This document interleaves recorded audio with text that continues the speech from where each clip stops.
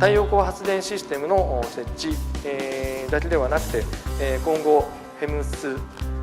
蓄電池などのシステムも一緒にしていく、もうすでにそういう時代にはなってきていると思いますが、これからさらに加速度的にこの提案は増えていくと思います。リフォーム対応も含め、寄宿住宅のスマートハウス化の普及に少しでもお役に立てればということで考えております。